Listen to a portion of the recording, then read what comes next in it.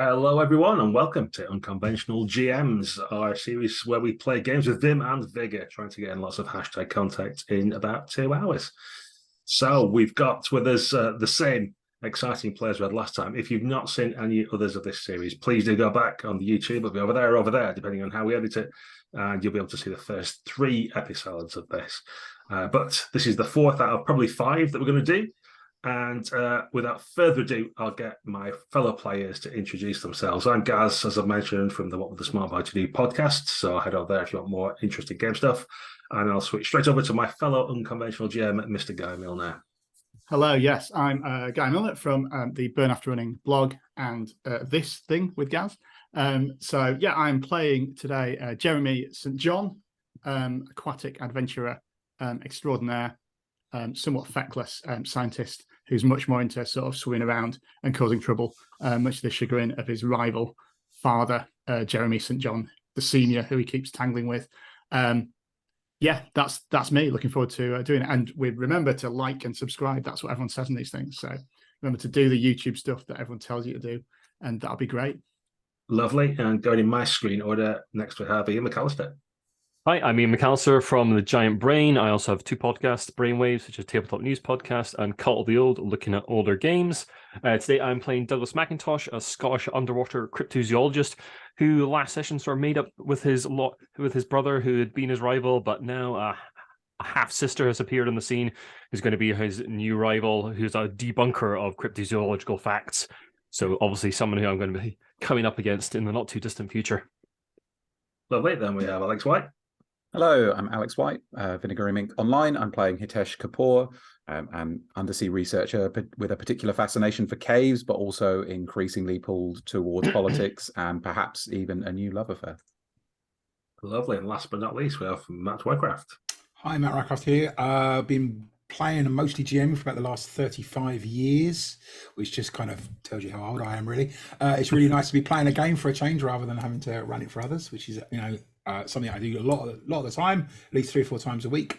Today I'm playing Elsa Carlson, a Swedish scientist who has an almost unhealthy interest in the maritime history of piracy and has recently found a deep and hopefully lasting friendship with fellow worker Hitesh.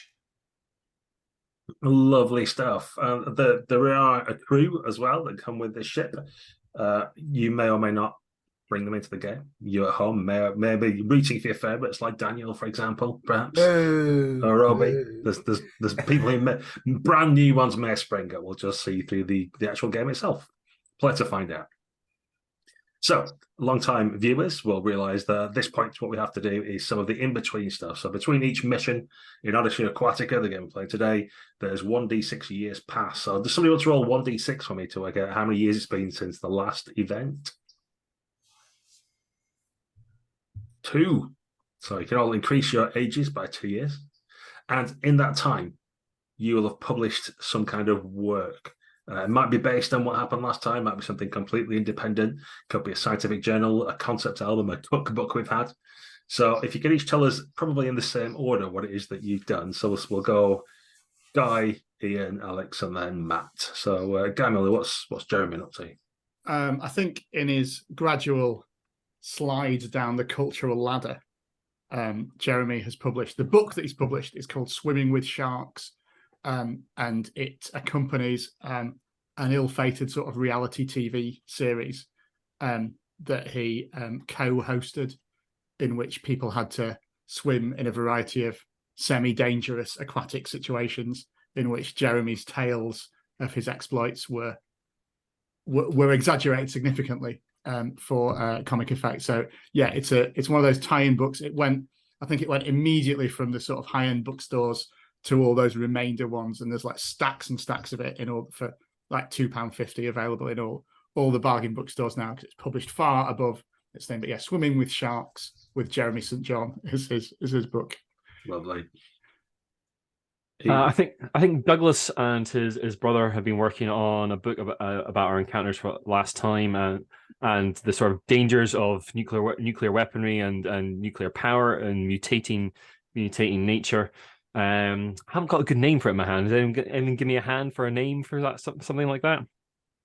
I couldn't think of a good name off my hand. Underwater mushroom clouds. Underwater mushroom clouds. Awesome. Great. Love it. Underwater mushroom clouds. Yeah. So yeah, basically about the dangers of sort of nuclear power and how it's mutating our seas, and he's getting a bit of environmentalist bent about him. Are there some? Is it mycologist? Where there's the people who study mushrooms have bought the book and been very disappointed that it's not about what they're expecting. Well, I'll be fascinated to meet them as an underwater cryptozoologist. Cryptozoology on the land as well. Yeah, let's go. Excellent. Alex, what's Hitesh been up to? Well, Hitesh has actually published something very, very similar. And the reason I wasn't forthcoming with the title is because I've kept my mediocre, punchy title for myself. Hitesh has written Threats to the Depths, which details the threats to marine life posed by ongoing geopolitical conflict. Reasonably well written and very punchy, but unfortunately he's drawn a lot of criticism for people pointing out that there are possibly bigger problems that humanity has to worry about as a result of the ongoing Cold War. But it's made a little bit of an impact. Lovely. Matt, how about your character? There's almost a danger here of Elsa co-authoring her book with Hitesh. I feel that they're aimed at a slightly different literary community, but there's still a danger of them vying for a space in the local bookshop. For she's written the aptly named Political Waters, which is a historical book which talks about the changing landscape of politics at sea has affected world history, whether that's through piracy or through open water regimes and acts over the course, well, pretty much since her main interest being, of course, the 17th century and onwards. So it's much more focused on the historical impact of political borders in the ocean. Lovely stuff. Okay, so we also have to do, well, we would have to do virtues if we're going by the book, but as I've said previously, we're not bothering with that. So it's just a thing to give you a nomenclature at the end of the campaign, which we can just do anyway, I think. There's a reflection phase. So if anybody wants to change what their epithet is, if they want to change that, feel free to describe why you've done it and what it is. But I think mostly people are happy with what they got. So I'll not hang about too much. So then the next phase is fellowship. So you're going to start this time actually on the ocean. So you've got opportunity to ask each other questions as you're traveling somewhere, which will be revealed in a short time. So each of you will ask another character a question. You then respond. Then you each get a bond with each other. And if we can go in a nice daisy chain circle so that everybody gets 2 bonds, then that'd be lovely. So shall we start with you guys? Do you want to ask one of the characters a question to start it all off? Yeah, I think this is in the. Did we have a cocktail bar? I can't remember what we. I know we went for the wine cellar. We went for the wine cellar, didn't we? So it's a makeshift sort of cocktail bar that we've tried to like create on the ship. And I think it's me and Hitesh managed to catch and be the last people up this night. And so Jeremy's sort of deep into his the whiskey. He's taken some of Douglas's whiskey and he's saying to Hitesh, so Hitesh, then you and Elsa seem to be getting on very well. Well, professional, close professional relationship. Well, yes, I would say so. Elsa is very lovely. I mean, very intelligent. She's a very hardworking member of the crew with a lot to contribute. And I think we've come up against much threat, haven't we? The very ocean itself is hostile to our being there, and the only thing that will sort of get us through, both with the research that we need and with life and limb intact, is a close fellowship with each other and a close bond. And her and I, we just work rather well together. I think it's fair to say, and I think it's best that we continue to strengthen these bonds. It can be lonely on the seas, can't it, Hitesh? Lonely on the open wave. Well, yes, it can rather. But I think as a crew, we've been through thick and thin together, and have picked up many new friends along the way. So sometimes it's not so lonely out there on the ocean waves. I understand. Say no more. Hitesh awkwardly slaps him on the shoulder. Beautiful. You each get bond with each other, and then Hitesh can seek out someone else. Oh, it has to be Elsa, I think. Yeah, I'll somewhat nervously find Elsa, and maybe in the cinema this time, where she's perhaps reviewing footage of one of our previous expeditions. And I say, Elsa, our departure from port, well, it was all rather busy, wasn't it? I haven't had a chance to say hello to you or to everybody, but of course, including you.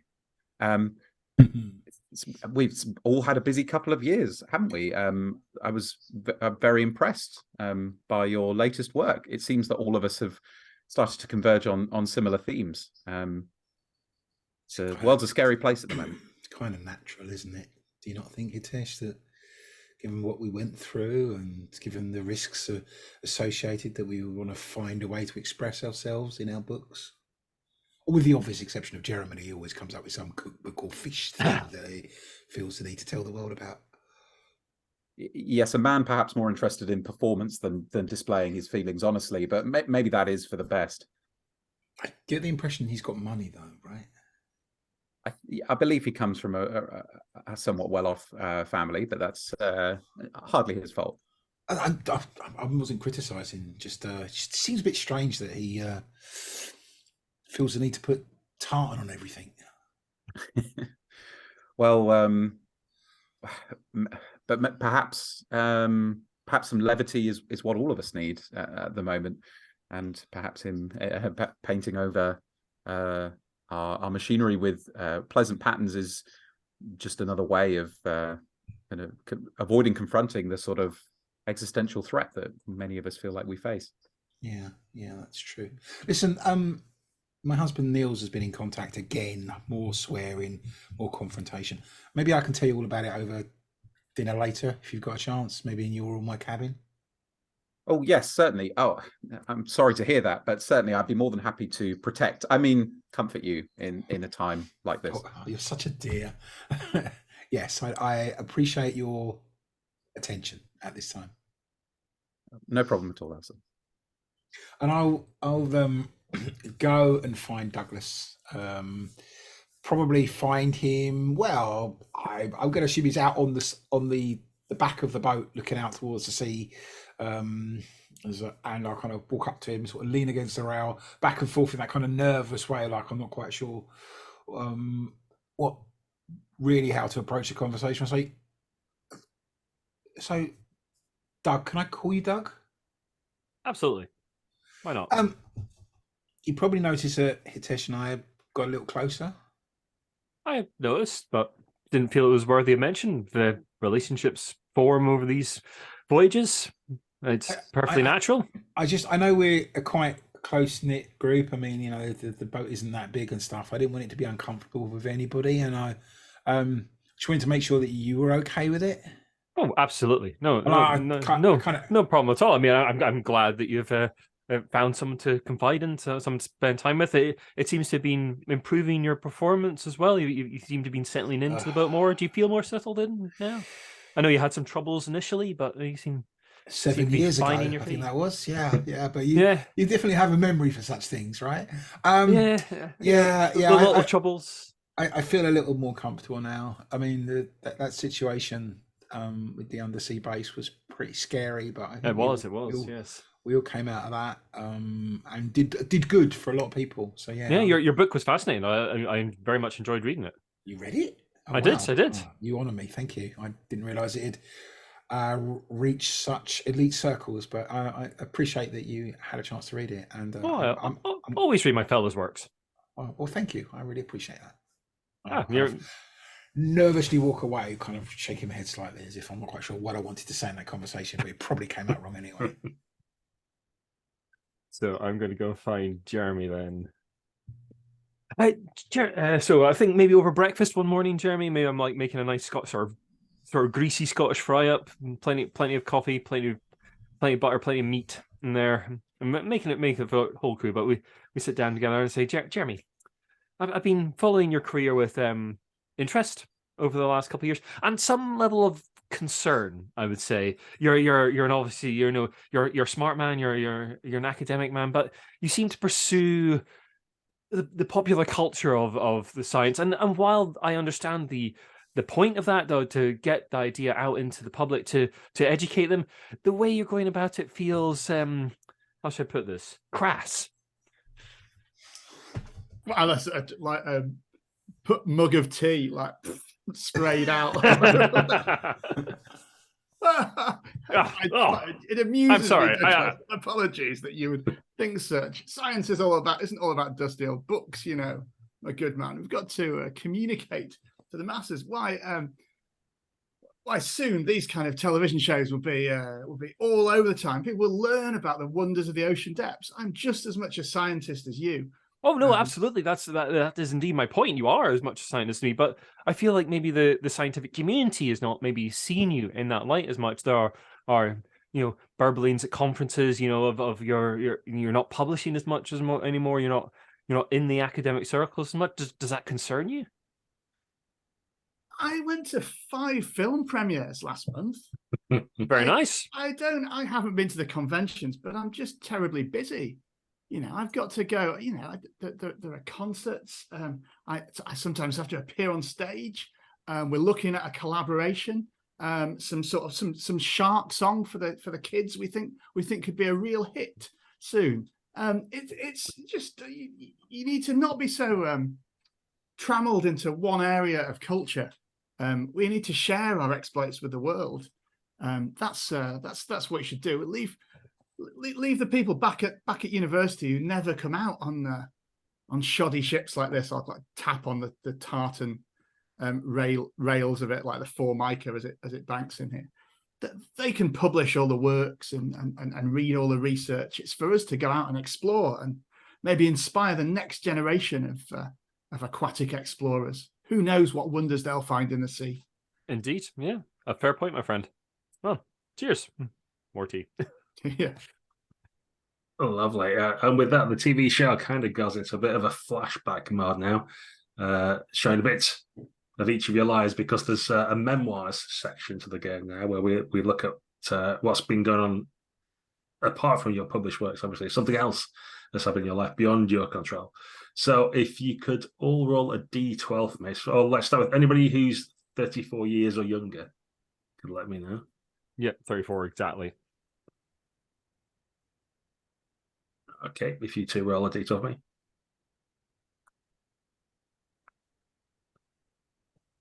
Okay.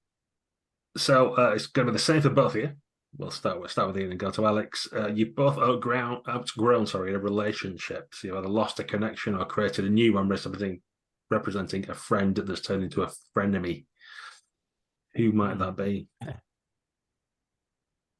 think maybe my brother has made connections with my half sister Abigail, and like gone into the realms of skepticism rather than embracing cryptozoology, and they have maybe become like a pair of rivals, effectively, like debunking my work, following me around the world and debunking my work.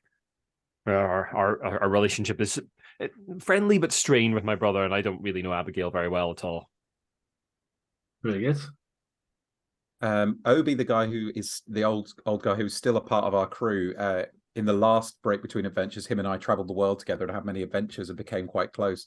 And I tried to maintain that relationship over the last couple of years when I was writing books and going on book tours, but that's not Obi's world at all. And I wasn't able to kind of ingratiate him into that world or show him to my new friends. And he just ended up feeling kind of sad and embarrassed. So he's still a member of the crew, but our previous bonhomie is now gone. And there's a little bit of resentment between us. That's okay. D12 for this. I presume none of you are over 55, so. Okay, for Jeremy, you've expressed yourself through art. This could be poetry, painting, sculpture, or something else. What's your most notable work that you produced? Reality TV shows. Yeah. So, no, I think alongside that,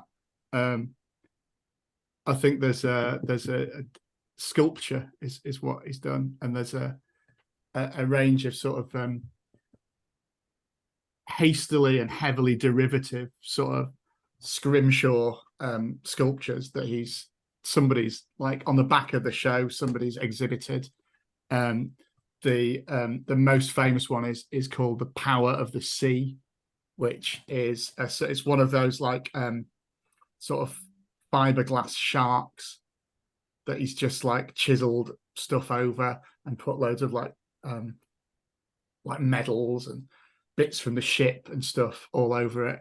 And he's trying to he's not sure if it's a masterpiece or not, but all the people on his production team and the marketing team have said it's really good. So this short-lived exhibit is an attempt, perhaps to address some of Douglas's concerns about the lowbrow nature of his work. I was rooting for concept album. We've still got one more episode to go after this. You never know. Yeah. Okay, and then finally for you, Matt, it might be an interesting one with your character's husband in play, but your home is a castle. You've gained a comfortable home to live in. Where is it and what is it like? So I think what's actually happened is that my husband's left me, so Niels has left for a variety of different reasons, and we've agreed to split the house, and I'm now living in Stockholm in a new build apartment. Okay, I've got my children with me. They've been looked after by a nanny, and it's become a real comfort place for us, right? You know, it's a place that I've got a great area to study in and research in. There's a place for for Liam and Ingrid.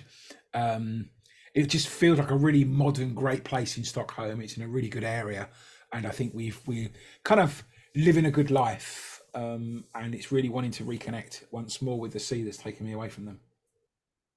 Lovely stuff. Excellent. So you've also get to reset all of your specialist training and gear. So if you have any marks left, you clear them, and you can have 3 pieces of gear and/or training. So you'll want to be doing that. Maybe what's happened in the previous discussion will inform it, or maybe it won't.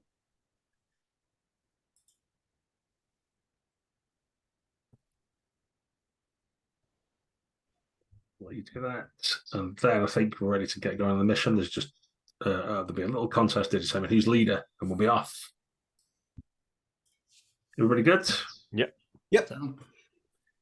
Excellent. So this time, Elsa's got out one of her, or been given perhaps, or unearthed a new treasure map. You found it out in the North Sea somewhere. Mm-hmm. And you've plunged out in that direction, but it's quite vague. It's an old map. It's got scrolls on it and tea stains, and bits of it are rubbed off, and there's all kinds of stuff. It's not quite as exact as you hope it to be.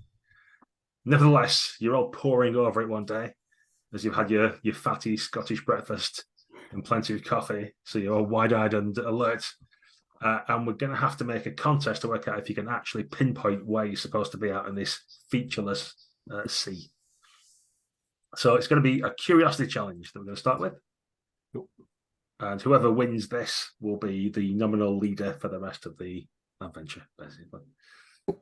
So let me find where my rival stuff is. Let's pop that, make it easier. In fact, for the initial one, it can just be TD6, can't it? So for the sake of brevity, pick the biggest one of them. It's only going to be a target number of 3 that you need to beat. Oh, okay. And you can briefly describe what it is that you're doing or how you might help. And then obviously, as we get the results in, you can go into more detail about what you've uncovered.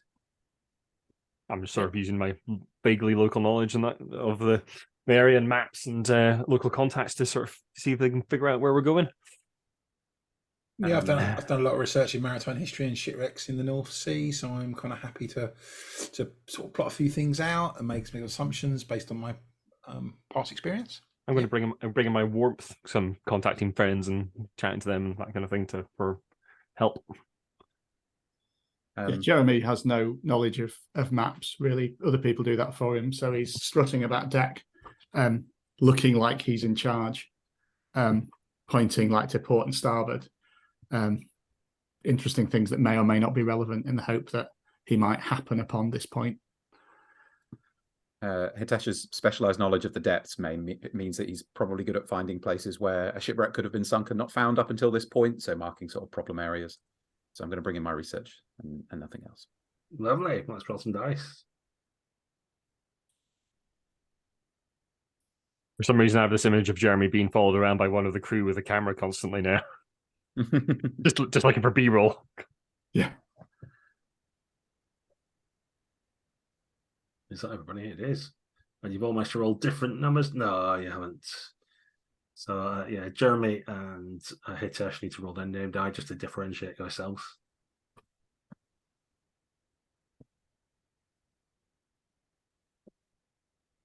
Okay, so everybody's succeeded, so there's no penalties. It looks like Elsa is going to be a leader. She's got 3 glory. Everybody else gets 2. And if you want to describe how this navigational feat occurs, so we start with Douglas, then we go to Hitesh, then Jeremy, and then finish with Elsa. Yeah, so we maybe from the port we sail from, I get in touch with a few sort of local folk that I know.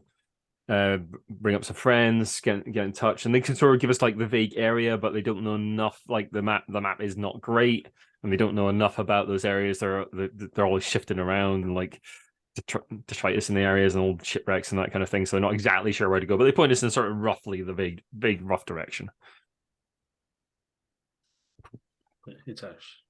I think I build off Douglas's research, so perhaps I take a map that he's started to put some labels and notes on, and I'm able to narrow things down a little bit more by marking out potential areas where we know for sure from deep sea research that there are no shipwrecks down there. So I'm able to rule out a bunch of options as much as anything else. Yeah, while this is out on the sea, while everyone's like poring over maps and trying to triangulate things, Jeremy's out on the deck actually looking, and I think he spots through the like wind and rain. He's the one that spots just shouts back, Elsa, is that Macduff's rock there with some like deep sea sort of promontory that's like, we're further west than we thought. As we seem to be nearer the landmarks that we do it, as the wind like threatens to blow off his tartan sou'wester as he gestures over. Tartan sou'wester, amazing.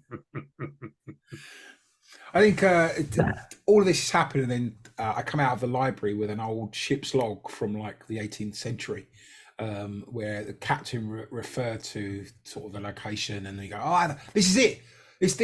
This actually agrees with the maps we have, which I think we're in the right area, and we can now send down some sonar equipment to get the information that we need." And combination of the maps and the old ship's log that I've got really kind of put us on course for exactly the right location. Indeed, but you notice amongst you all, you've got scientists amongst you and the interns, that there's been some drag, there's been shifting of the seabed due to currents and weather and all kinds of things. And you can see in the distance there's a big oil platform standing there. Wouldn't it be ironic if somehow that was the location you were looking for all this time, having gone through the featureless water?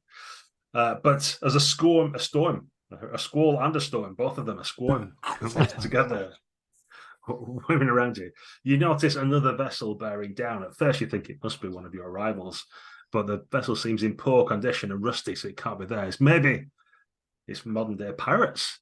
Who knows?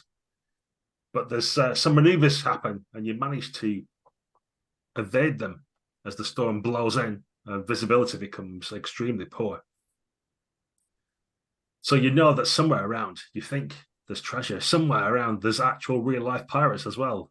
Somewhere around, a bearing suddenly looming out of the gloom is this oil platform, which you nearly run into at one point as you're tossed this way and that by the huge breakers and waves. But thankfully, due to your expert seamanship of your many years now you've had at sea and your crew, you can pull up and dock, for want of a better word, with the oil platform, knowing that you're quite near. Maybe some treasure, maybe there's pirates around, but there's also this huge oil platform with people on it shouting and screaming at the minute. It seems like some trouble, some strife is afoot, and it behooves you to go and investigate to find out what's going on in this area. Absolutely. And so, sorry, go. No, absolutely. I'd say we should definitely put a dock there and see what's up with those people. If nothing else, we can wait for the storm to blow over. Indeed. So the storm's doing its best to blow itself out, but still seems quite full of wind at the minute.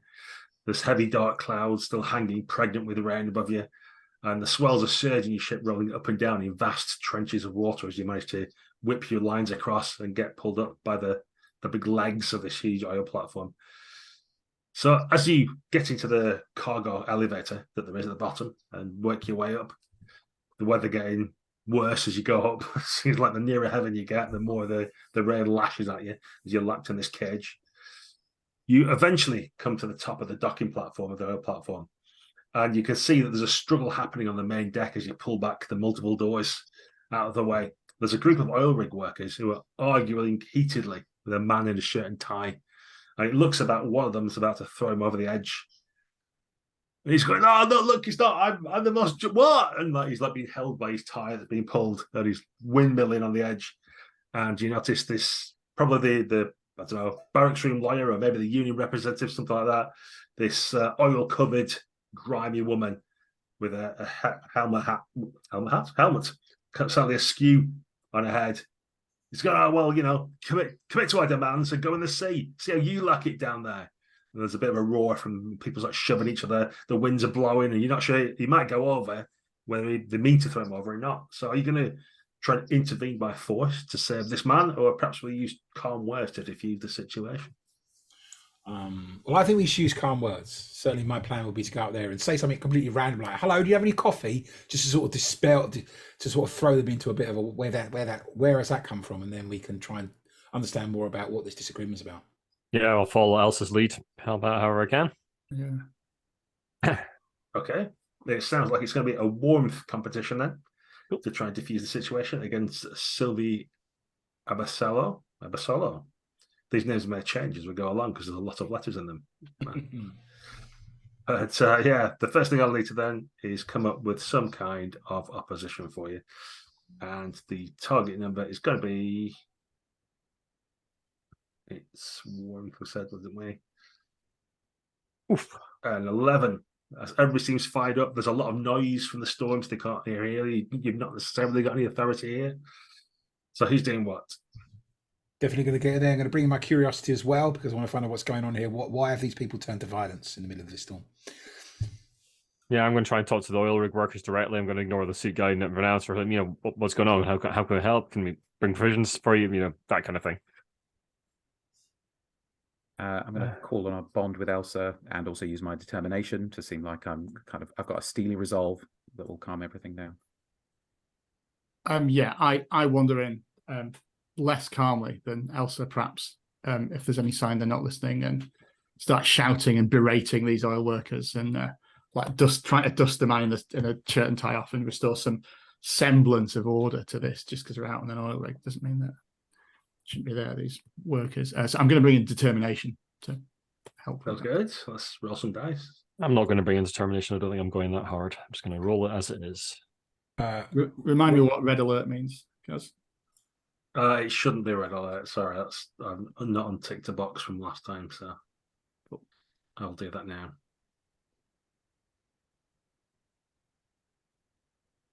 It's a big number.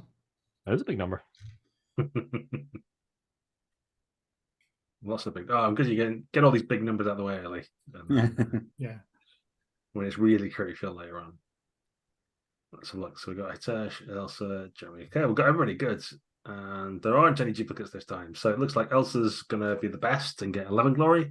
Everybody else gets 6. And the order we're going in is Douglas, then Jeremy, then Hitesh, and then Elsa finally gets the end. So Douglas, how do you start things off? So I sort of cozy up to the oil rig workers. I'm trying to sort of be a lad about it a bit, and I'm terrible at it. I can't. They kind of sort of laugh at me rather than with me, and which sort of starts to break the tension a little bit. But I think they're with me, and they're really not. They're just like, "What are you doing here?" Yeah, look. Just to be clear, you're not getting any of the silver, all right? Very amusing and everything, but we've got some we haven't got time for this now. The silver's all ours, all right? Just so you know. Okay, Jeremy. Yeah, I think while that's going on, I'm able to sort of get the man, stabilize the man a little bit, and start to dust him off, and then I'm saying, these dreadful men, how outrageous! This isn't how we operate here, is it? And lots of them hear me and are sort of turning around, going "Who's he? Maybe we should throw him off as well." Yeah, there's a definite mood swing. However, the guy that you've said is, perhaps we can go to the control room where there's a bit more decorum, and he's kind of like patting you on the back and trying to stay as close as he can to you.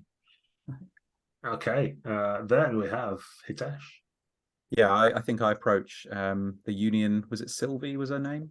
The Yes. union worker. I've dealt with quite a lot of sort of political firebrands before, so I've got the sort of calm determination of a fellow worker, perhaps, or a fellow fighter. And I say to her, now listen, I'm sure your grievances are entirely legitimate, for we all know from personal experience the sort of harms done by oil rig management. But if you throw that man off now, you're just going to get someone much worse come down from corporate and make our lives harder. I think we can probably figure our way around this. And I indicate Elsa, who I've spent a bomb with.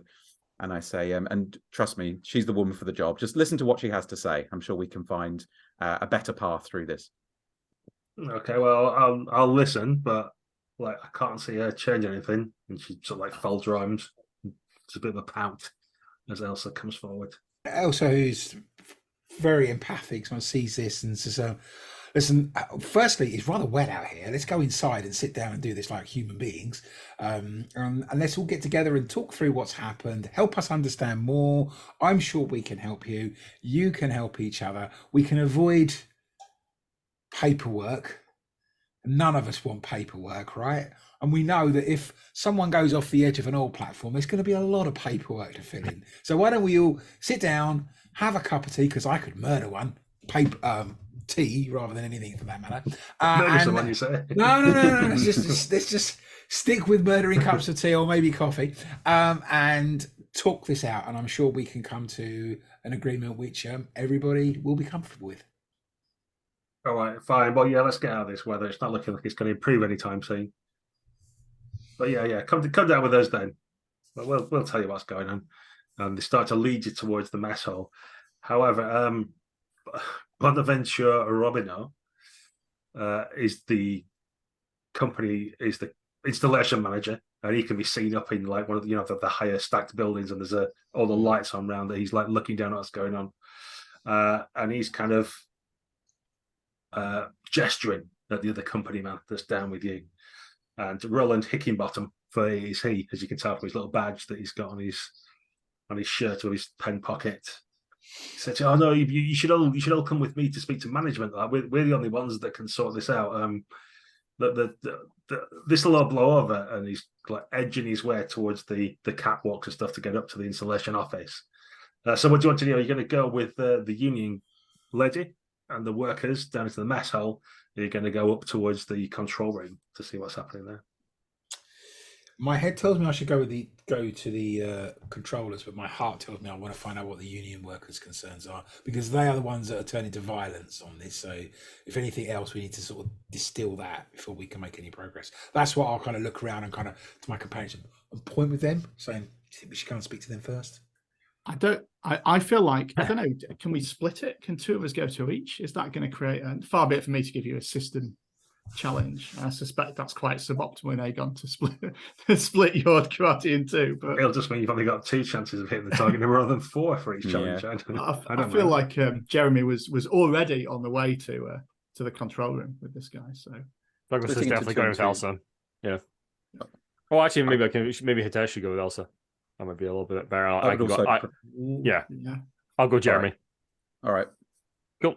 I'll keep Jeremy from sliding too much with the upper end. As Jeremy's already kind of making his way up the metal stairs to the control room, I'll just look across the table and just shake my head, roll my eyes in despair, and then turn to the union workers and say, "Let's find out what your beef is. Let's find out what's actually happened here." It may be better that he's going up there. At least we're not showing favour by splitting off into 2 groups of 2. This may work out. Yeah, I'm sure he won't light a fire under someone's arse. I mean, I can go. Do you want me to go with him? Keep an eye on him. You know he's like. If you would, Douglas, I think that would be best. Yeah. I'll keep an eye on him. Keep him grounded. You know what he's like when he gets above. He's been a bit off himself recently, hasn't he? Like all the TV stuff, all that just seems to be like really inflating the ego. I think he trusts you more than the rest of us. So yeah, Doug, if you wouldn't mind. No problem. Okay. Jeremy. So Douglas and Jeremy are leaving the would-be lovers going to find a separate place, right? Okay, that's I see how this is working out. Okay, so we'll kind of do it from my description point of view. I'm going to do it in, like as they do in TV series sometimes, where you split into two groups and two different people are saying the same story, but from their perspective, kind of thing. So we'll start. I don't know how this is going to work out. I might abandon it halfway through, viewers, so we'll see. But down in the mess hall, it's as you would imagine. It's a little bit dirty. There's stuff in the sink that hasn't been cleaned. There's a rotor on one side, but obviously whoever's turn it is to clean up's not bothered doing it. And there's a lot. It smells of sweat and oil and graft, and just people who are there like to make some money and then go home and spend it all in a very short period of time. And they're so saying, "Oh, it's double shifts have been working. I can't believe what they made us do. We don't get remunerated enough." And then upstairs, you see you've got Roland and Bonaventura saying, "Well, it is quite acceptable to work extra. As you see, the company asks for extra production, and it is only right that we all meet our bonuses. And my bonus is slightly more than everybody else's, but I don't see why that should matter to anyone." Anyway, and he's pointed all these charts on the wall.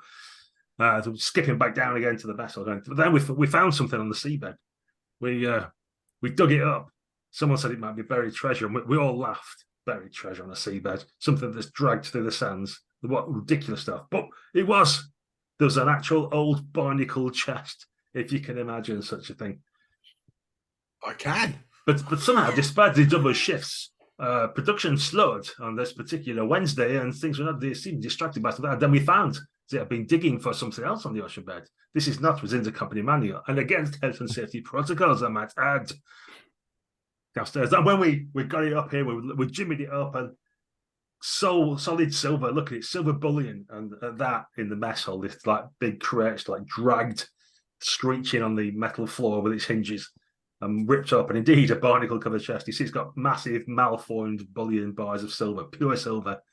Some of it looking a bit tarnished, having been in the water, but enough of it's been cleaned off when people have checked it. You see, it's just big, fat 5-kilogram lumps of silver in bars. Well, we should have an equal part in this. Everyone should get a share. Well, maybe not the company, man. What did they do to it? Yeah. Actually, we risk our lives, but we should share it all. Meanwhile, back upstairs in the office. And as everybody knows, due to international waters and the laws of salvage, this is company business. They were digging vicariously on our behalf. So, of course, the company should get the money, and we will give them a small remuneration in their pay packets in the way of some kind of bonus, maybe dental plan. So you've got two sets of people and duplicate goals of wanting the money, basically, that has been found and what to do about it. So I'll cut myself in half now and stop all this double talk to allow you people into the conversation.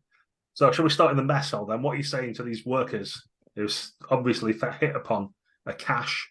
They're not really sure what the real law is or what happens with it, but as far as they're concerned, they've been working really hard, don't get paid enough as it is. Now they should get to keep all this silver. Look a little worried. Look across at Hitesh, because I can see this going horribly wrong very quickly. Well, I'm pretty sure you signed contracts.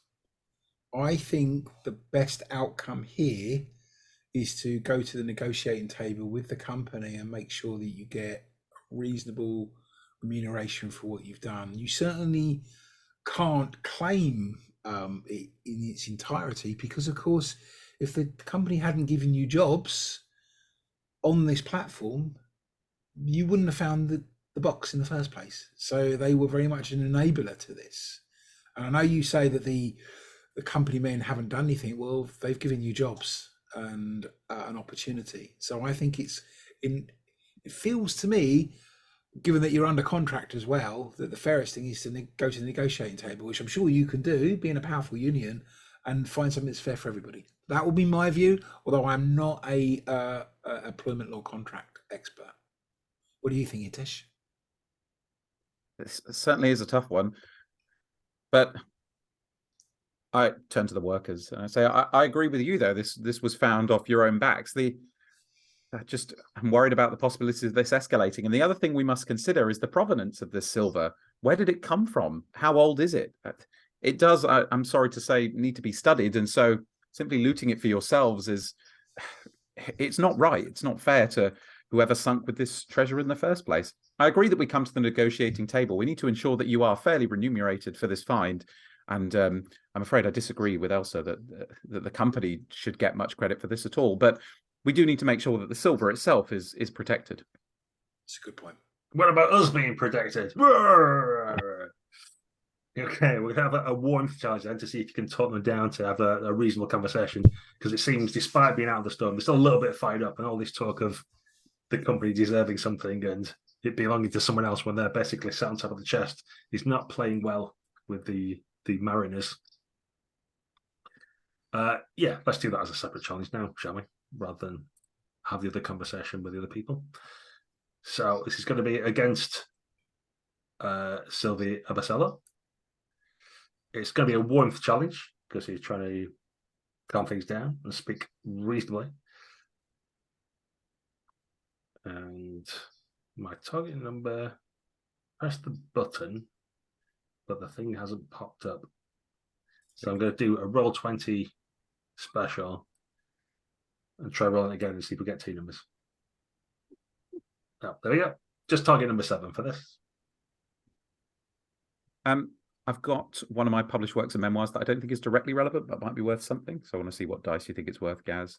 I published a monograph a while ago on the oceanic knowledge of indigenous people and how people coming from outside can trample it. Obviously, these are workers, not indigenous folk, but some of them might be local, and they are dealing with a sort of conflict there. So I think it's not directly relevant, but possibly somewhat relevant. What do you think? You can have a D6 for it if you want to use it. Yeah, I'll take it. I'm bringing in my research of shipwrecks and maritime history. I think that would be very relevant in this circumstance. That's it. So, not bringing any other domains in. Yeah, I'm not bringing anything else. Given how our conversation different, went in different directions, I don't think I can bring him a bond with Hitech. Yeah, as much as I would true. like to. He's already arguing with me. I'll have a conversation about that later, I think. Oh, it's your first argument. Oh, wonderful. Have a split decision upstairs as well. Yeah. Yeah. Nice. Well, again, you're busting out the big rolls this week. So, yeah, Tesh lines things up and then Elsa knocks them down. Yeah, so I think I'm able to. We're able to sort of convince the workers to see our way, but probably the fact that I rolled worse than Elsa means that Elsa's philosophy prevails. So indeed, I talk a bit about how outside companies often come in and trample on the knowledge of the little guy. And I do start talking about indigenous people at some point, and the workers are perhaps not quite sure how that's relevant, but it has them fired up. And the most important thing is it convinces them that we are on their side, and means that they'll listen to us, and possibly more so Elsa than me.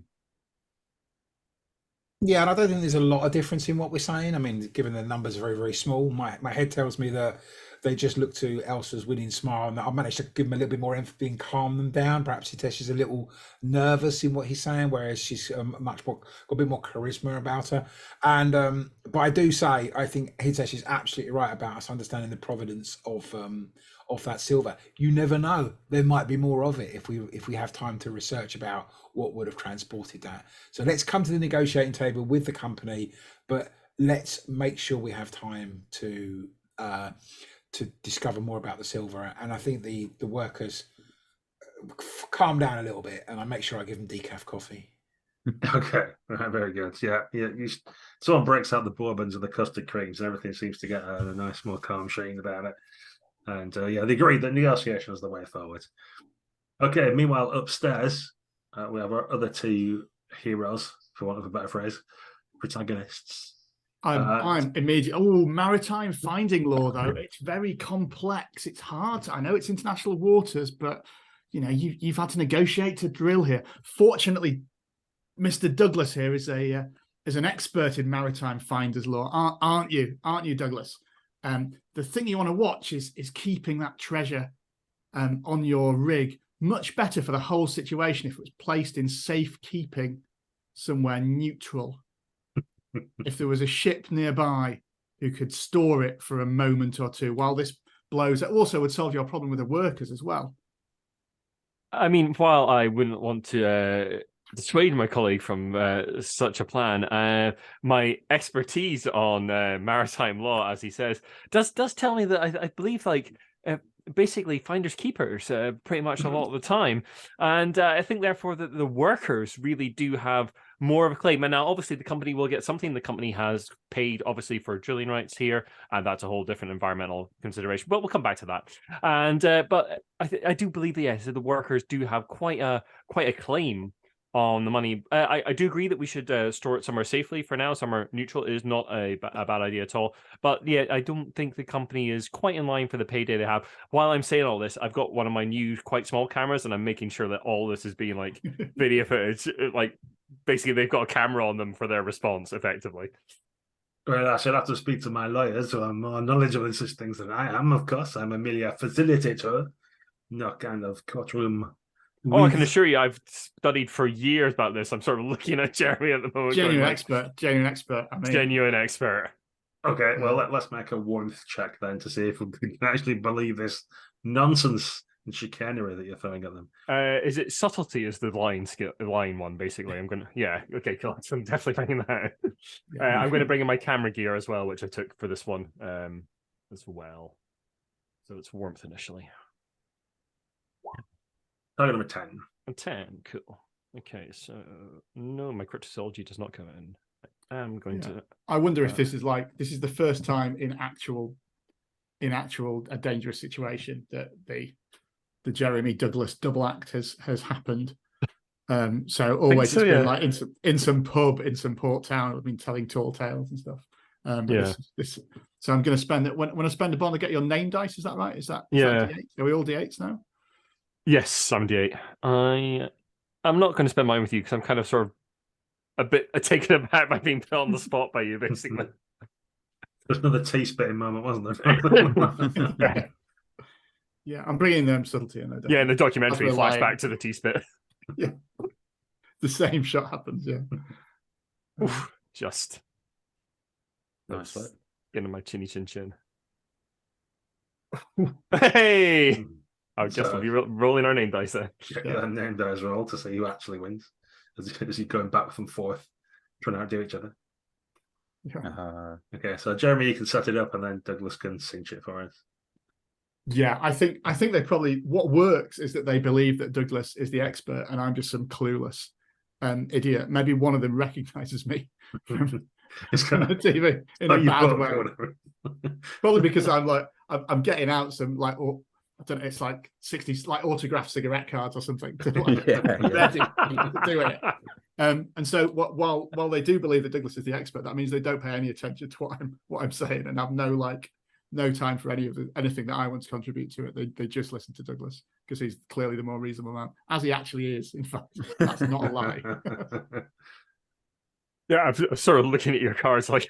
Giving back to you. So yes, of course. I mean, I go on about sort of being an expert and and when they mention sort of getting their lawyers, one, oh, can I film the meeting with your lawyers? That'd be very good. Emphasizing the sort of documentary and sort of recording element of everything they're doing to sort of put them on the spot, put them under pressure, and get them to agree to what I'm talking about. Yeah, unfortunately for them, because this is set in the 1960s, they can't just Zoom call their lawyers in or something. Yeah. So they've got to send a boat with someone on it. That's the question. Got to come back. So it's certainly in the short term, they're sort of taking your word for it. So the silver's going to be put on your vessel for now as a neutral ground, and there's going to be some kind of negotiation that happens amongst the interested parties. So just as we're going to head into a break, I guess it's kind of one of those sort of grainy TV shots of a long room. They've got one conference room in here, obviously, so there's no outdoor windows to speak of. It's the fluorescent lights. One of them doesn't quite work right, so one of the tubes is flickering. The corporate guys have got sleeves rolled up, jackets off, ties undone, putting a cigarette into an overstuffed ashtray and hands on the table, lean over. The other guys are folded arms, leaning back, going, well, if you don't want to negotiate sensibly, I can withdraw our labour. And there's you four guys kind of stood around trying to influence things, and that's where we'll take our 5 minutes intermission. So I'll see you all again shortly.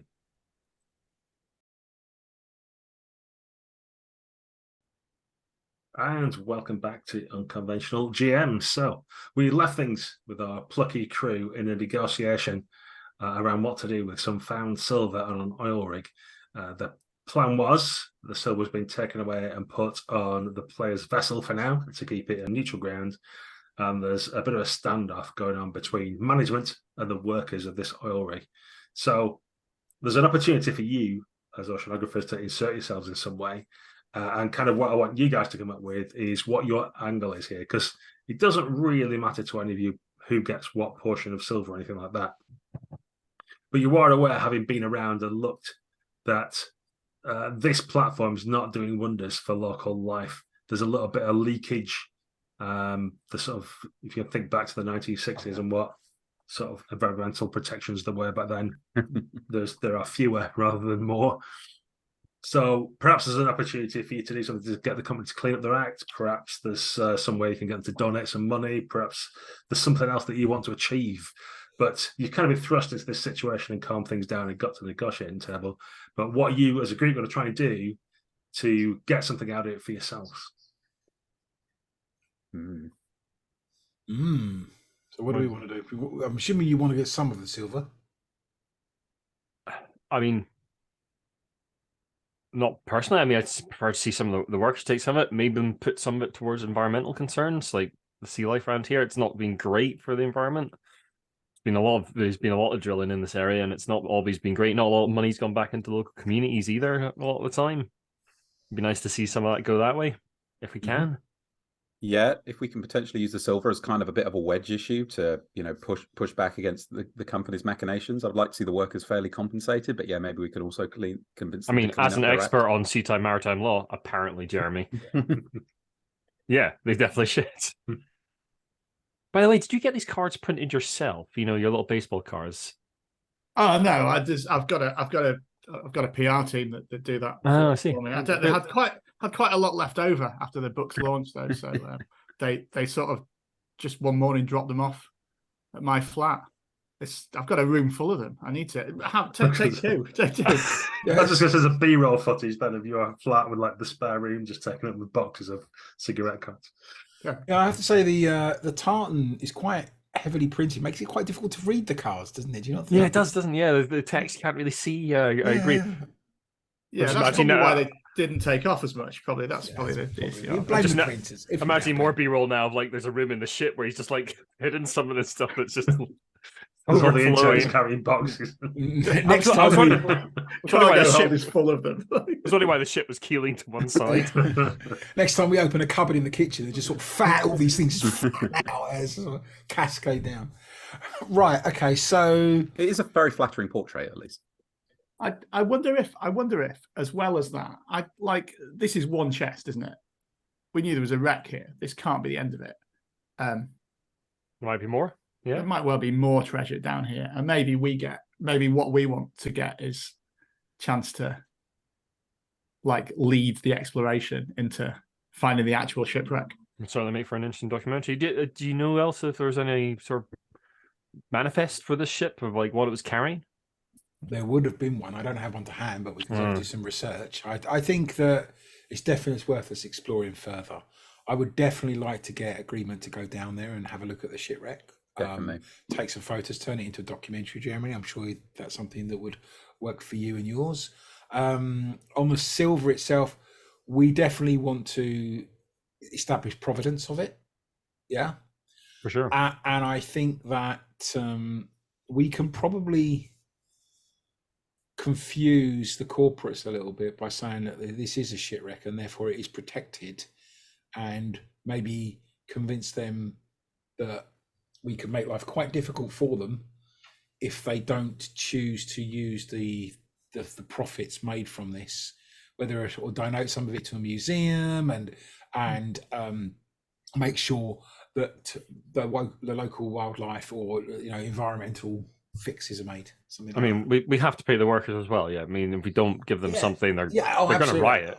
This is what we managed to calm them down in the cafeteria earlier on the basis that they should negotiate, and we would help them negotiate better compensation. Absolutely. So it sounds like we want a lot, but then again, this is an entire chest full of silver bullion. And possibly more. Yeah. And we could probably pitch this as being really good PR for the drilling company. Yeah. Actually, you just have to be careful that it isn't good PR for the drilling. Right, the best film we've ever made.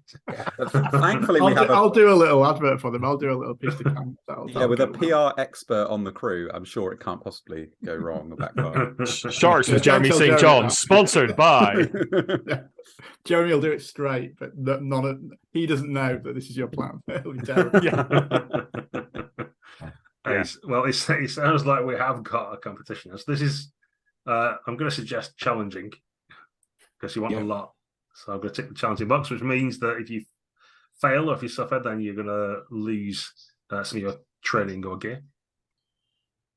And so what's at stake is that you're going to go down to the sea depths to recover more silver, which you think's there.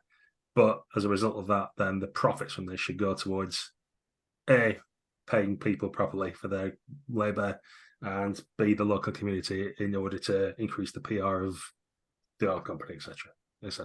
Yeah. As we've already discussed. Okay, fine. I'll remember to put the strife level back up to where it should be because I forgot. And because you're being underhanded, I think it's probably a subtlety roll, this one, because you're trying to convince them to do something which is not actually what is in their best interest, ultimately. Cool. Okay. No, I'm definitely going to be involved in the conversation. Your target was going to be 12. Yeah, I think we're all in there. I'm going to bring in my planning, which I took as one of my things, because this is quite an intricate plan for us, really. Actually, it's quite needs subtlety and stuff. It's not something we're good at. I am going to bring in my warmth because I'm going to be at the negotiating table and using empathy to try to get what we want. I am going to bring in my research training. So I've been doing a lot of research over the last couple of years, so I can do some law-based or researching some law. And how much do you think Political Waters, a historical study of maritime abuse, my recent well-researched book, could help here present an informed view on the negotiating table? Yeah, I think you can have a D10 for that. It feels like it's very appropriate. I'm going to bring in my determination. And how much do you think underwater mushroom clouds were talking about, sort of pollution of the seas and that kind of thing, which is sort of vaguely related, not exactly, but that kind of thing. I've done some research into an industry polluting the seas. Okay, yeah, I'll go for a D8 on that one. Cool, thank you. I'm going to also bring in I'm going to bring in a bond with Jeremy because he is our PR man, and I'm going to use my awareness training to demonstrate to them that I have great knowledge of the depths and that we are the right people for this job. Yeah, going with the PR angle is my I don't think I used a prawn in every port actually last session for anything. Just generally my obvious celebrity in the offer to fill that. Is that worth? D8 I'll go for, if you're happy with that. Go for it. I need to keep... Even if you're unhappy with it. I need to... One day, like Jeremy will publish something actually worthwhile, and it'll be worth more than a D8. I keep bringing in these terrible things that you do. I keep up with funny names for them, but they're not applicable. Douglas tried to tell you how he'd been seen in the academic community, and you just ignored him. Yeah. Some of those recipes in prawn in every port are delicious. So I'm sure they are, but the scientists don't care. They're the ones that Gary wrote, though. He wrote them all. I mean, basically, it's just my face on the front. Hitesh and Els seem to have got the same results. You'll need to roll your known dice to differentiate yourselves. I can't beat that. I'm in a D6. Okay, so Jeremy, you're going to suffer, which means you lose some of your training or gear. You'll have to think about how you include that. Then it was Douglas starts to turn things around. Elsa improves upon the situation, and Hitesh is ultimately glorious, and we'll get the full 12. 6 for everybody else, apart from Jeremy, who gets 1 glory. Yep, so the order is Jeremy, Douglas, Elsa, Hitesh. Yeah, so Jeremy is so used to being around people that think he's famous and a successful presenter that he's completely on the sort of blag with what he's going to do. So we'll film this footage. It'd be brilliant. We'd have a little historical angle. We can get it sorted. And while he's doing that, he's been handing out his like cigarette cards and postcards and stuff with it. And they're all sort of quietly. They all seem to be receiving it really well. But there's a lot of sort of tittering behind mouths as they're doing it. And just as he sort of goes back to finishes his spiel, he looks down and the cigarette card's got like silly glasses and moustache drawn on it, and some kind of witty thing like written over that I can't come up with on the fly. But they've made some play on words of a prawn in every port to make me seem like a fool.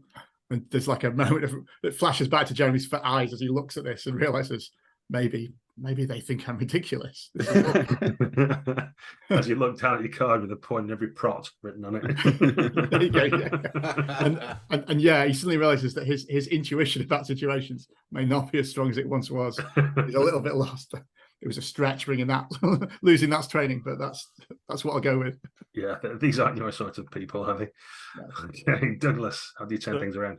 Douglas is sat at the middle of the table, so stands up, puts his camera down, pointing it at the corporate end, the obvious red recording light on, sweeps aside Jeremy's, like any of Jeremy's postcards or things that are lying around, and says, look, guys, looking directly at the corporate guys, look, we've had this before in this area where corporations have come in and they've donated to the local area and people have got on board with what they're doing. This is the right route for you. Yes, you're going to give some money to these folk who dug it up for you. Absolutely. Why shouldn't you?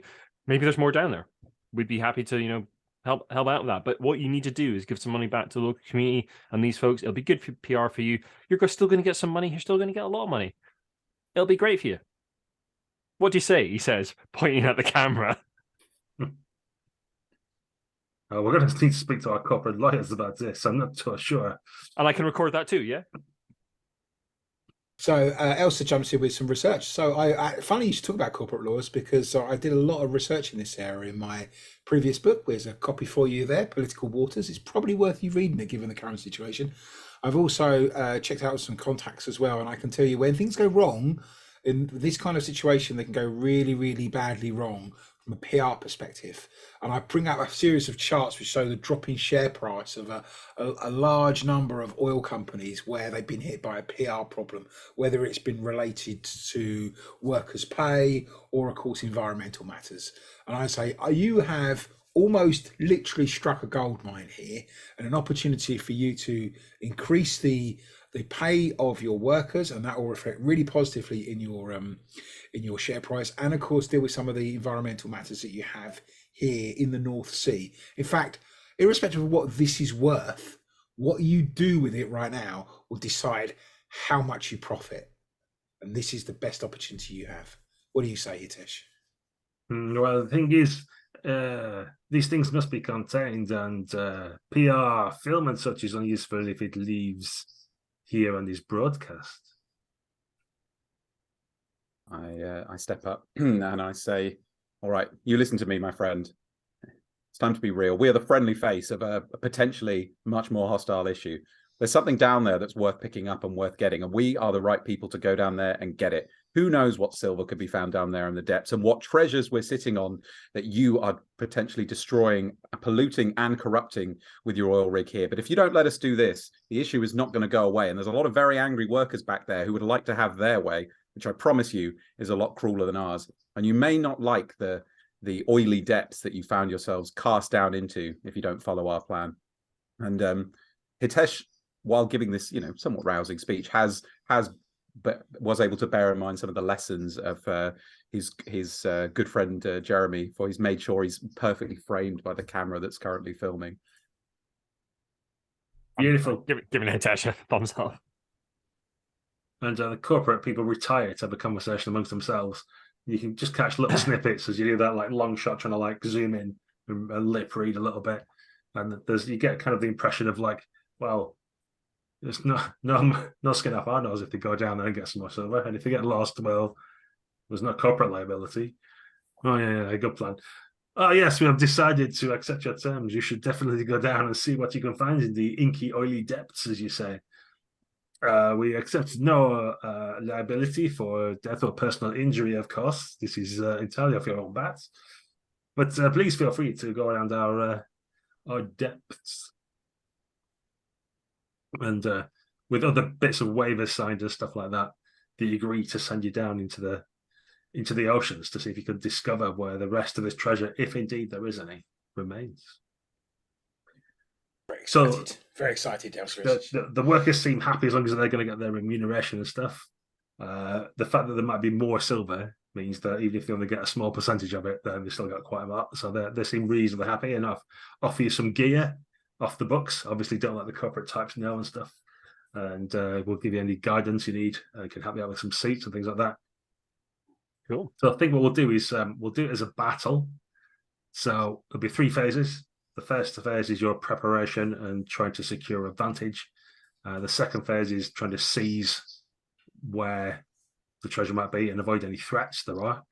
And then the final bit of the finale to see if you can locate the rest of this ship and or its contents and bring them safely to the surface or not.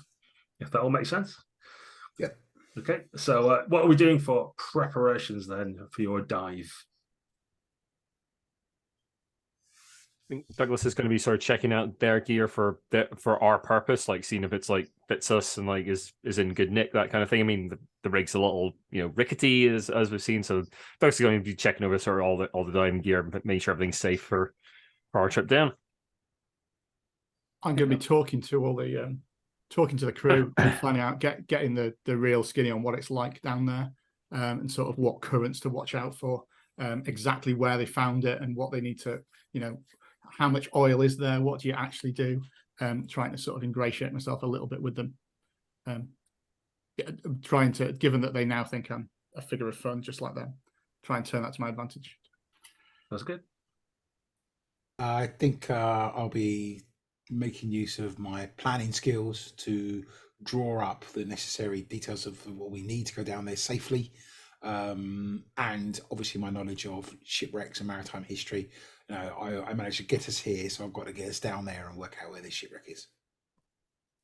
I'm maybe going to talk to the corporate types. Was it Bonaventure and Roland? Maybe leave things on slightly more friendly terms, and also see if they can give us any kind of data or maps that they have that would help us to plan. Oh, sounds good. So, as you'll recall, for battle, you can pick what domain you want for this based on how you've narrated what it is that you're doing. And your target number is going to be only 6. And you will notice that it's Amber Alert, because this is quite a risky enterprise that you're embarking upon. So if anybody fails, they'll take a point of pressure. I'm bringing in subtlety because I'm obviously trying to pretend to be not the toff that I am, and I'm one, so salt the earth like them. Determination for me. Sorry, determination for me. And I'm kind of bringing underwater cryptozoology because it's about preparing gear to go underneath the water and things like that. Does that work? Nah, doesn't really work. I'm going to bring in determination as well because I want to get down there and prove that we're doing the right thing to these people, and also using my planning as well. Yeah, I'm going to bring in curiosity, which I'm not amazing at, but I think warmth and curiosity is the right sort of description of what I'm trying to do with these corporate guys.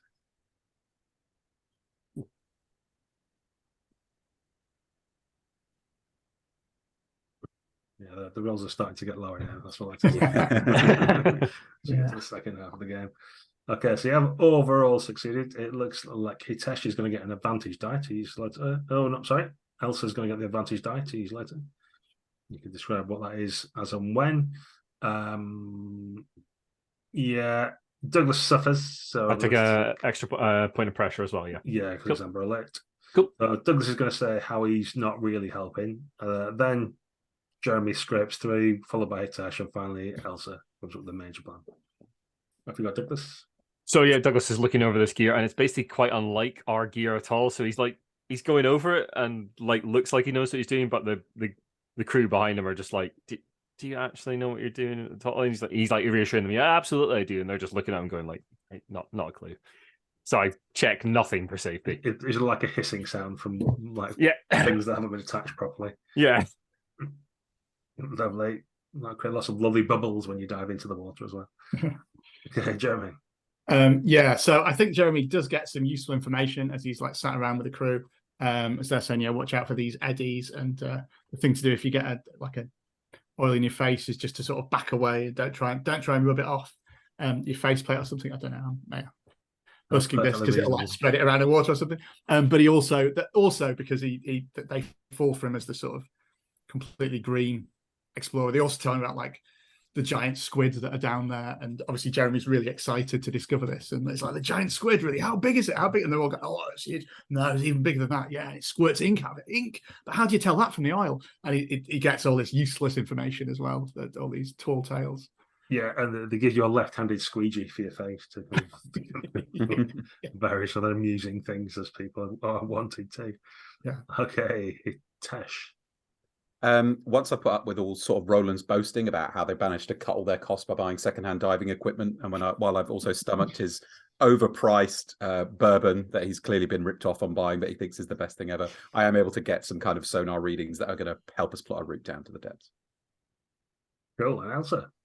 So Elsa remembers her planning training, and she realizes this classic moment of a piece of wisdom. She's like, no matter what you're doing, someone's probably done it before. And she realizes, of course, this is an oil rig, and they would have mapped out the surface before they came here, because they would have done all this research to work out that that's oil down there. So she goes and finds in the oil rig a load of box files and pulls them all out, probably in her excitement, creating such a mess, and finds these old plastic binders filled with oceanographic information about the seabed and ocean flows, and thinks they've already done this stuff. So she finds this and presents this to the rest of the guys with this sort of look of triumph, to say, I've got all the information we need. They've just missed out the shipwreck when they mapped this place out before they even brought an oil rig here.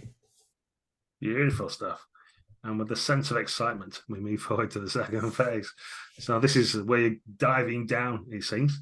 Whether you wish to use, I presume you've still got atmospheric diving suits and a submarine, because nobody changed what vehicles you had in between sessions.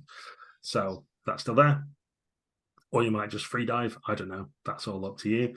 But there are a couple of threats. So you've got to split yourself between trying to seize the ground, get a grip on the underwater landscape, and stopping threats. So one of the threats is, as you're blundering about and not used to all this, you'll actually damage some of the pipelines underwater and cause ecological harm just by your blundering about. And the other threat is that you could harm the prospects of the crew. So if you amateurs go down and do a perfectly good job, it might appear to the company that they don't need to pay as much for trained personnel. They can actually get rid of all this crew to solve the debate and just hire some new people on and get some apprentices, because it'll be cheaper and it still work out all right if you lucky do it. So there's the job security of the workers is one threat, and there's ecological harm is the other threat.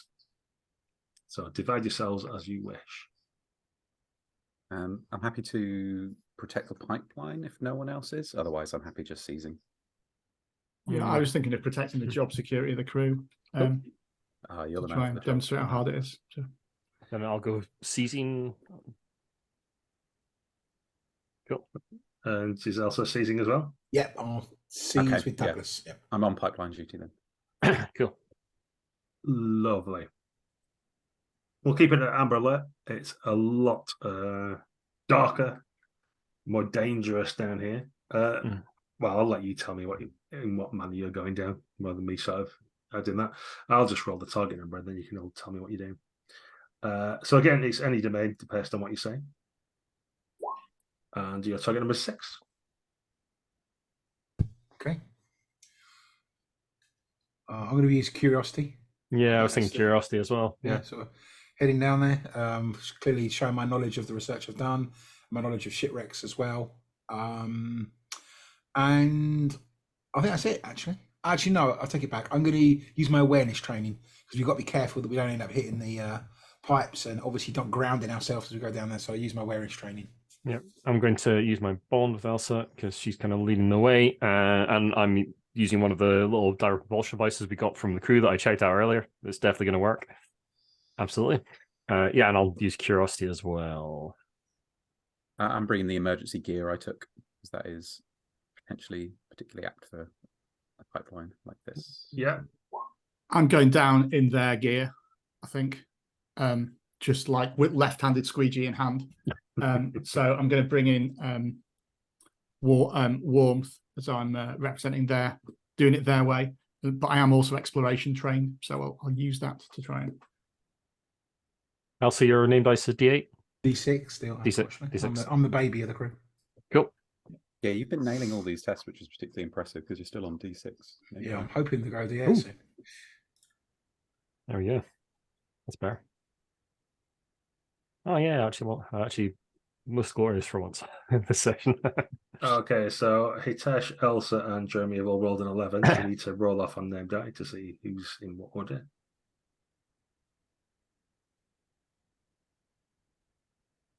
Do that again. Yeah. Classic. There we are. Right. So Douglas is definitely first. Then it was Hitesh is first. Then it's Elsa, then Jeremy, and then Douglas finally. Nice one. All right, so I'm on surveying the pipeline duty, which means I'm down in my big suit instead of in the submarine, kind of swimming about with our rickety propulsion devices, kind of trying to keep an eye down here where it's horrible and murky. But I do spot that some kind of disturbance down here, or maybe just us being down here and having the submarine here means that a section of pipeline looks like it's going to break apart and spill lots of horrible oil out into the ocean depths. I've used my emergency gear, so I pull from my pack a big, bulky sort of rivet gun that, for whatever wonders of technology, works fine underwater. And there's just a sort of ka-chunk sound as this big thing shoots big old rivets into the pipe and keeps it together. Lovely stuff.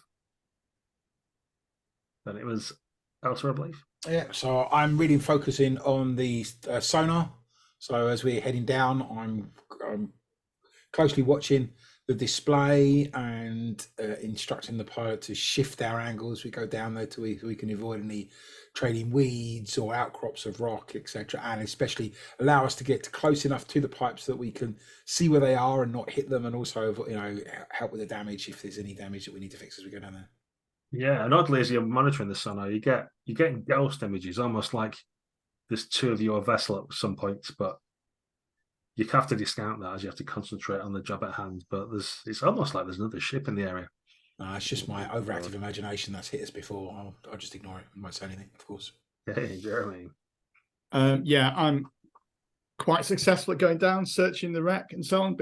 I think I've probably got a little line up to the guys back on the rig who were talking me through it. But then I obviously stop and spend some time like looking out for these squid to try and scan the area, which does succeed in helping avoid any dangers surprising us. But there's no sign of any squid at all that you can see. No, you just get occasional large beds of kelp with fronds that look almost tentacular at certain points, but it's obviously an elusive but hard to find squid, which is why it's never been filmed before. And then Douglas. Well, also gave me a little bit of sort of like tutorial about how to sort of like read maps properly and things like that down there. So while she's like sort of paying attention to like all the threats and possible blockages and obstacles we got down there, I'm paying attention to like where things are in the seabed and like sort of steer us towards the right direction, towards where the wreck actually is and to where the rest of the silver might be, bringing us down safely. Wonderful. So you find the shattered remains of some vessel.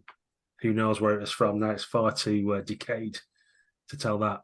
But what is obvious is that there's these barnacle-encrusted cases there are more of littered about the seabed. Maybe some silver, maybe some other things, who knows? And now there's the finale of can you get them up safely as the storm and the vast swells have caused the currents to shift and move around. And due to the drilling and other things, the ground is quite unstable. And there's a fissure on the bed that's not on any of the oceanographic maps that were here before. So clearly something's happened. There's danger that all this treasure will be swallowed by the seabed if it's not moved quickly and efficiently by you all. So you lot managed to do the seas, so you get to choose what the domain is for the final conflict. Remember, there's an advantage die for, I think it was Elsa. If you've not used it, you get to use a D10 now. Yeah. Feels like determination to me, but yeah, I'll be happy with determination. Yeah. I'll probably bring in curiosity anyway as well, because we're sort of exploring But yeah, I'm happy with determination. Yeah, that stuff up quickly. Okay, and I'm going to say this is going to be grueling because it's involving a lot of hard manual labor and all that kind of stuff. So you're going to have to spend some equipment or gear just to take part. Okay. Still call it Amber Alert. I don't think we've had any disasters to make it go red yet. And your target number on determination is going to be just a 6. Yeah. Cool. Okay. All right, well, It's Gaz who's been rolling awkwardly this week. I'm not complaining. No, me neither. No, everyone's happy. Well, I have to say, it does keep our glory quite low, doesn't it? Yeah. Win-win. Slowly chipping you out. Yeah. It is a We'll be win. back in the 20s next session, I'm sure. Yeah, I'm sure. I'm spending a bond with Elsa here. I'm also spending a bond with Hitesh. I think the two of Oh, us very just nice. rely on each other emotionally to make this work. That's what Yeah. I'm doing anyway. Your name die is D8? Yes. Yeah, I'm going to spend my bond with Jeremy so as we coordinate between the sort of two halves of our teams to sort things out. I think I'll also bring in my curiosity. I'll bring my curiosity because I'm with you and we're exploring. So I'll bring my curiosity as well. That makes sense. We're kind of doing that together. Yeah, I'm going to do that. I'm going to spend a bond with Hitesh as well because he seems to actually be the person that knows what's going on. I realise, and so just make sure that he's kept safe and secure from all of this. Jeremy, your name dice is D8, yeah? Yeah, it is. Yeah, cool. And my gear's gone, so I can't spend that. Got a 3-way roll off. Three-way roll off.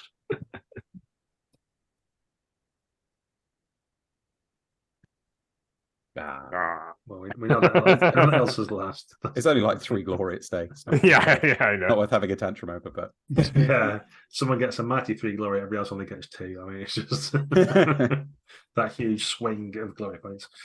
Okay, so we're starting with Elsa, then we're going Jeremy, Hitesh, and finally Douglas. Yeah, so she has to burn through some of the planning activities she'd done as she realised that it's really difficult to control because the ocean, even this far down, is sort of swollen and the storm's having an effect, probably with lifelines, etc. So she does her job as diligently as she can. She's not going to fail her performance review. She's just looking across at Douglas, but she doesn't exactly light the stars at this point. No, it's funny you mention the stars because at one point when you're briefly looking up and rubbing your eyes away from the sonar screens, it's almost like someone's let off a flare or something. There's probably just a shooting star or something as you go back down to your sonar screen to keep an eye on what's It's probably something on the oil rig, and maybe they're having a fireworks party or something. could be anything like that. Because Yeah. they're spending all that money already with that silver they made. Jeremy. Yeah, I think Jeremy's just making sure that everything goes. So he's sort of circulating around in his atmospheric diving suit, making sure everything's secure in it, and checking that the people who actually know what they're doing are safe. Maybe he hands his left-handed squeegee to Hitesh at some point when a big swathe of oil cleans his village. He certainly just as no as he tries to do it, he hands him the left-handed one to use instead because that's much better. You're almost going to use it right-handed, and you may be miming through the faceplate. So one by one, these chests are starting to get lifted up off the sea floor. Okay, Hitesh. Well, ably assisted by Jeremy, such that I'm able to sort of navigate around and constantly checking in with Elsa. That, the excuse is that I need Elsa's knowledge of the kind of map down here, but mostly I just want to hear the sound of her voice as I carry out my part of the task. Hitesh has sort of quietly become a bit of an explosives expert over our last few expeditions. And so he's able to ably make use of that here with a series of well thought out controlled explosions to kind of blow I like the idea of quietly becoming an explosive. Yeah. What's that noise from the kitchen? Usually I just have to defuse bombs instead of actually getting to use them. That's happened a few times. So it's very exciting to be able to blow up bits and pieces of this shipwreck such that the chests are able to flow up unaided. Unhindered, I should say.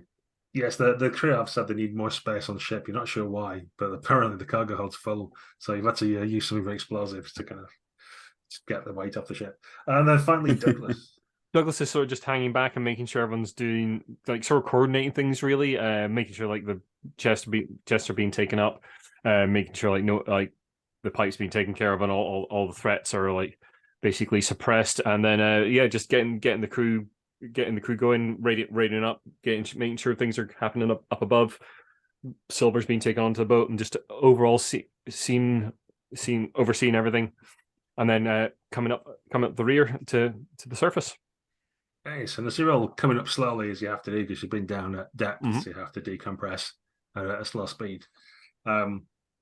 It's like hurry up and wait as you hear a panicked call. So after initially there was like that's the last crate up, and Daniel and Obi were sounding quite pleased that everything was there. Yeah, it's all stored away.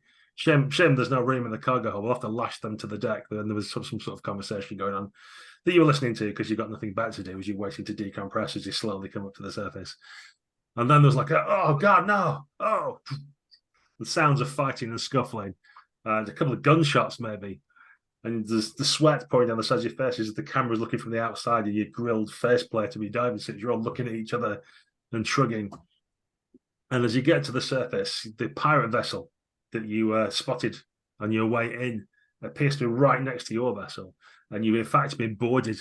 And as all this silver's come up and gone up onto your deck, it's now been taken across onto the pirate vessel. Daniel, Obi, Gary, and the rest of the crew are all being subjugated by the pirates.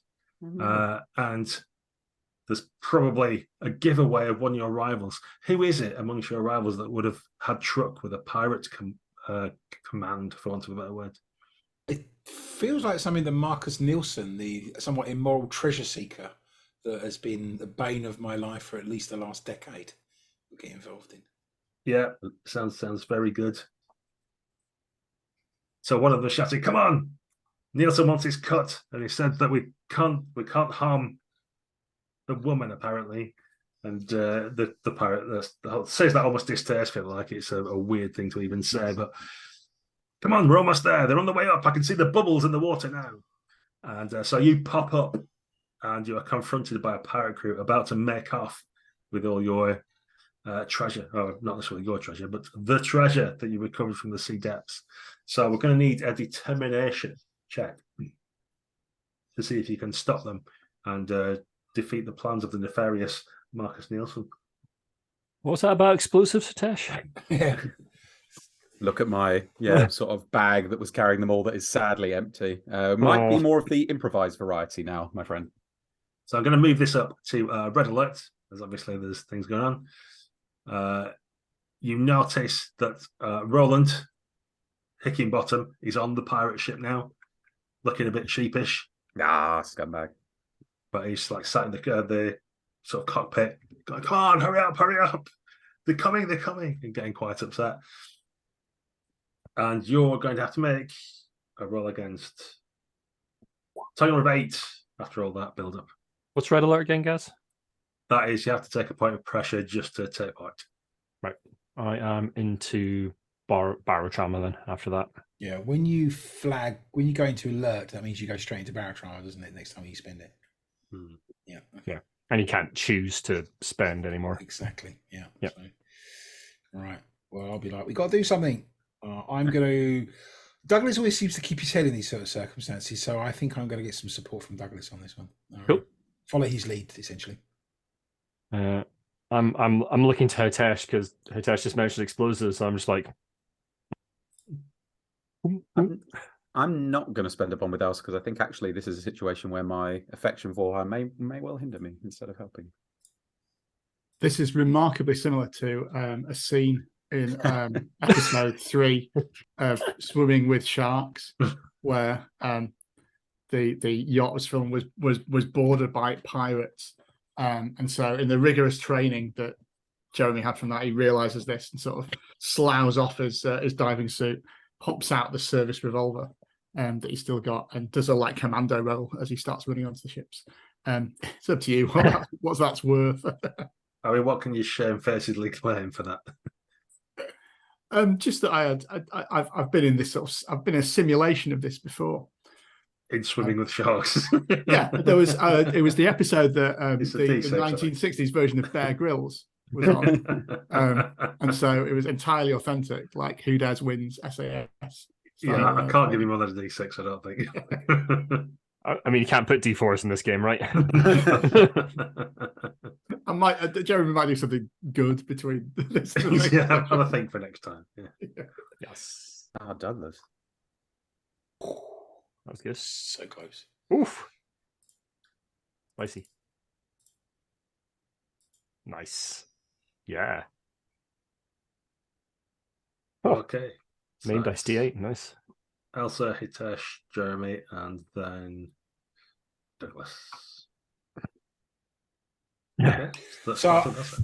I think Elsa just goes to confront Marcus, sort of stands up and just starts saying, "How dare you!" and pretty much acts as more of a distraction than any way of stopping the pirate. She sort of stands there and she's picking up bits of paper and just throwing them, clutching notes, going, "We came down this because of this. You could have been a researcher, but no, you had to do this because of money," and throwing stuff around, and just having a bit of a tantrum, really, which gives the other guys an opportunity to do something heroic. Yeah, he emerges with a compact to remonstrate by going, "Oh, so good that you took my little crumb of a detail, did all the research for me to save me a lot of time."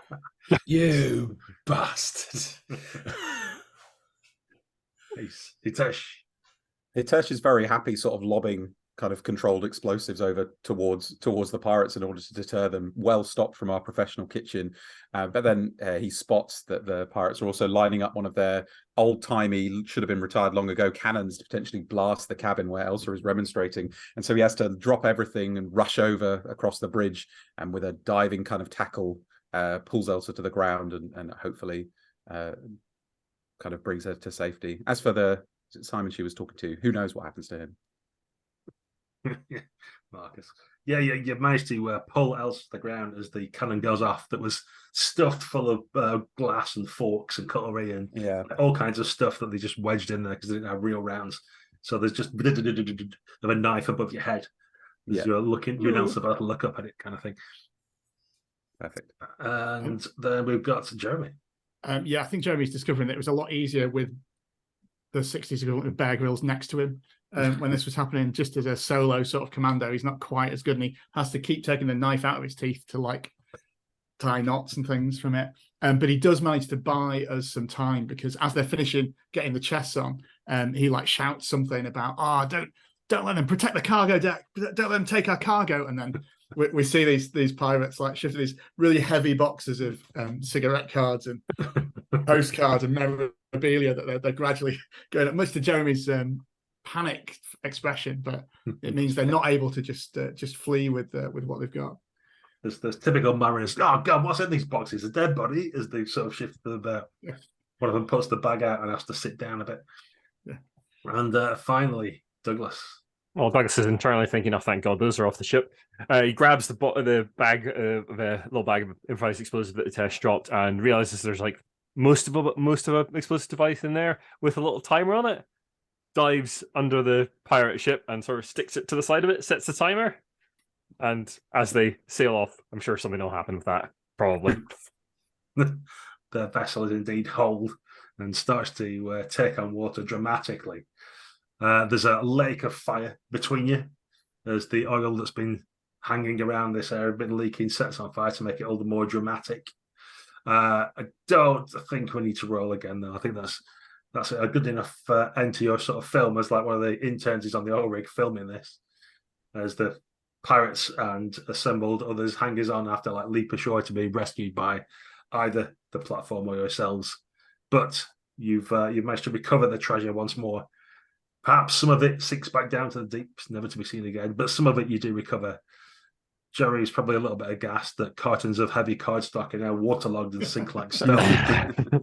Now they are worth something. But overall, you've sort of achieved your objectives. So it's about that time. I think we're at time for the session. So shall we just do a wrap up of what happens next for each of your characters? I'll let you go in whatever order you want, taking my life in my hands, as you'll all try to either speak together or nobody will speak at all. I'll start. I think Elsa is just watching the flame, the reflection of the flame in the water and the rig in the distance, and looking down into the depths and realizing that there's probably more treasure down there, and maybe one day she'll return. Then she looks around and kind of sees Hitesh coming to join her on the back, and she kind of smiles and takes his hand Well, yes. I might jump in there in that case. Yeah, Hitesh and Elsa are standing together, looking out into the water, and Hitesh says, "Oh, Elsa, you were amazing today. We couldn't have done it without you." Not sure that's true, but I'll take the compliment. I'll say, and then I'll kind of just lean my head on his shoulder. And I'll say, not sure if this is the best time to ask, but I've had a little bit of police trouble back in England. I'm just wondering if there's any possibility that I could put up with you for a while. Well, funny you should say that. I've got a great new place in Stockholm, and as long as you don't mind sharing with Liam and Ingrid, I mean, we've got 2 bedrooms, but I'm sure we can make something work. I'm very excited to meet them. I'm sure they'll love you. And we'll pull that close, I think. Douglas finds his way to the front of the ship where they are and sort of interrupts this beautiful moment, bottle of whiskey in hand, looking at the fire. Isn't this amazing? Look at this place. Look at this place. I mean, it's on fire, but isn't it beautiful? He's like got his camera rolling, 3 glasses, a little table, sets up, pours whiskey out for everyone. Yeah. And well done, Elsa. A fantastic achievement today. You led us well. Yeah, it's lovely to see so much fossil fuel burning against the sunset. But I will take some of your It brings everyone's whiskey. eyes, doesn't it? Something like that, Love yeah. the whiskey. I would definitely pour myself a double though on that. Please. I think this is a little later, and we just see Jeremy in the cargo hold, which is, some nameless mariner is like, "That's the last of them, sir," and we just hear this splash out to one side, and we pans back, and the cargo hold's all empty, with none of the boxes of cigarette cards, and Jeremy sort of resignedly sighs, and we see him go back to his cabin and get the typewriter out and some paper in, and there's a stack of actual research papers by his side as he loads in the paper and begins to start to type in his thesis of what's happened and get back to some serious work. Lovely. And just because he's not been in the show much, we'll have Daniel at the end in the empty cargo. I'll just find you like the one card that's like on the floor. Sticks it in his back pocket. Collector's item now. There's less of him. Yeah, that was worth a fortune now. That was like Wait for episode 5. That was like 100,000 less of them. Lovely stuff. Well, thanks all for playing. Obviously, we've got another session, maybe 2 to go. We'll see how it goes. And thanks everybody for watching. If you liked what you saw, please do like, subscribe, and hit that bell. And until next time, we will see you on Unconventional GMs.